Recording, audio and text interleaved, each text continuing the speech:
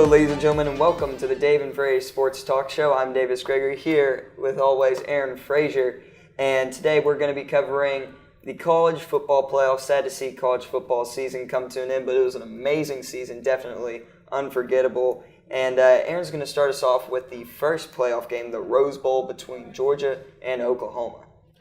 Well, Davis, the Rose Bowl this year had a lot of hype coming into it. Georgia, Oklahoma, they've never faced each other before, and they've been around for over 103 years, both these teams. So this was going to be a big game, and this was actually the first overtime game in Rose Bowl history in which Georgia knocked off Oklahoma, winning 54-48 in double overtime.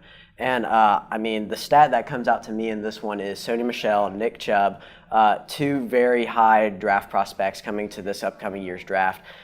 Both of them, the duo for Georgia, they had 25 carries for 326 yards and 6 touchdowns. Sony Michel having 4 of them. So overall, a heck of a game. Jake Fromm, the young freshman, he showed a lot of poise, going 20 for 29, 210 yards and 2 touchdowns. And Baker Mayfield, it felt like at first that Oklahoma was really just going to take away this game, scoring touchdowns on their first 3 possessions, having a 21-0 lead pretty much.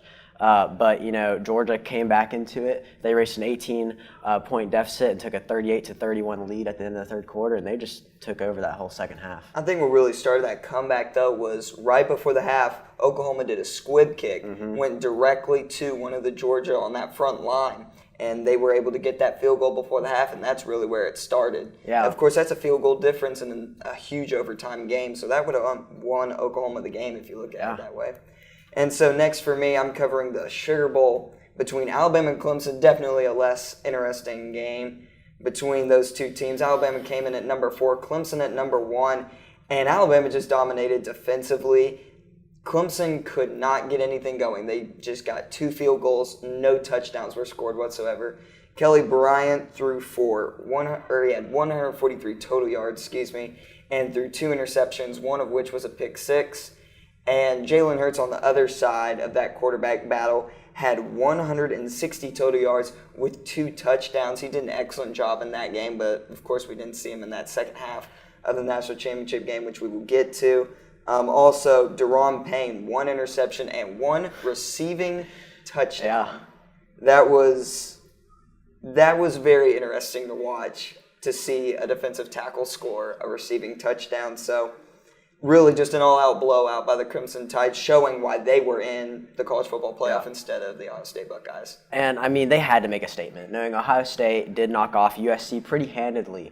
They beat up Sam Darnold pretty bad, and they're trying to make a case for why they need to be in the college football playoff. But, I was happy that Alabama was able to rest those accusations and have one heck of a game, winning 24-6 against Clemson. They just, defensively, Clemson, their offense couldn't get anything going. Definitely. Now, we'll move on to the big game, the national championship.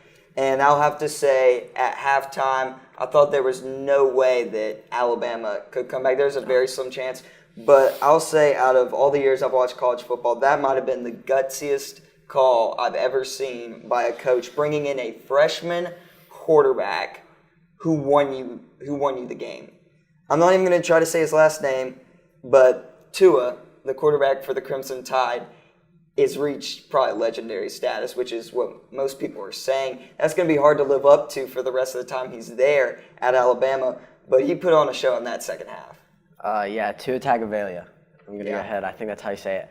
But I've seen him. I remember watching him earlier this year when when Alabama played against Vanderbilt, and he had one heck of a game. He came in because Alabama was on cruise control at this point. They pulled out Hurts, put him in. He had 2 touchdowns, over 150 yards, and he was in there a quarter and a half, or maybe even a quarter. It was maybe just the fourth quarter. But just the way that even when he throws off his back foot, he still has the zip on the ball, and he's just right in the numbers every play, and he's got poise. Mm-hmm. That's what I love about him. And a lefty as well. Yeah. He threw an absolute laser for that game-winning touchdown pass, but definitely excellent job there by Georgia to get there. Haven't been there since 1980, I do believe, was the last time they were in the national championship. Yeah, might be long. And definitely, as you said, Chubb and Sony Michel will be going in that first to second round in the NFL draft. It'll be nice to see what they can do in the NFL, but definitely Georgia bringing in a nice recruiting class, or what it looks like. And It'll be definitely, hopefully, as great as a college football season as it was next season as it was this season. But we're going to go over to Andrew to the next level of football, to the NFL, which now it's time for the divisional round. So, Andrew, take it away. Thanks, Davis. The NFL playoffs began last weekend with the wild card round, which first had the 9-7 Tennessee Titans going to KC, where they faced off against the Chiefs. The Chiefs held a 21-3 advantage at halftime, but the Titans stormed back with 19 straight points for the win, including a Marcus Mariota receiving touchdown that he caught off his own tip pass. Tennessee won 22-21 and advances to play the Patriots. Next was the Rams hosting the Falcons. The Rams stayed in the game, but with the score 13-10 in the Falcons' favor, and the Falcons stayed in it with a goal line stand in the fourth quarter and a dropped pass by Sammy Watkins. And the Falcons would go on to win 26-13 in LA. Now they go on to play the number 1 seed Eagles and are actually favored in that game. Moving on, the Buffalo Bills and the AFC South champions, the Jacksonville Jaguars, competed in a low-scoring game with Jacksonville's D-line dominating the line of scrimmage and giving up 3 points and forcing 2 turnovers. Ben Koyak caught a 1-yard touchdown pass to put the Jags up 10-3 for good. The Jags head to Pittsburgh to play the Steelers.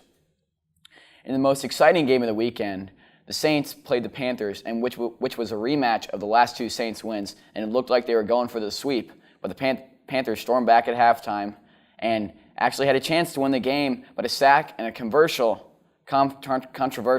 intentional grounding penalty against Cam Newton ended the Panthers' hope of advancing with a final score 31-26. Moving on to the division round, first the Patriots play the Titans. The Patriots should take the easy one being at home, but strife and a lack of chemistry between players and coaches could be a problem. Tom Brady will have a good game, and the defense should force at least 2 turnovers. I say 21-13 Patriots.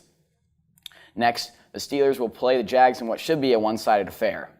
Antonio Brown should be back from a torn calf muscle that he suffered in the Patriots' loss, but the Steelers' defense should keep Blake Bortles and company in check and in a low-scoring game.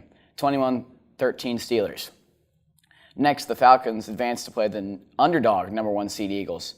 I doubt Nick Foles and the Eagles can get much going against the Falcons, and the Falcons will return to 2016 form in the NFC Championship game and put up an impressive showing to take the win on the road 28-10.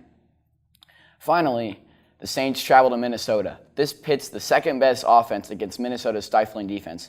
Minnesota and Case Keenum should move the ball well against the Saints' average defense, but watch out for cornerback Xavier Rhodes. And ladies and gentlemen, thank you for watching Dave and Fraz Sports.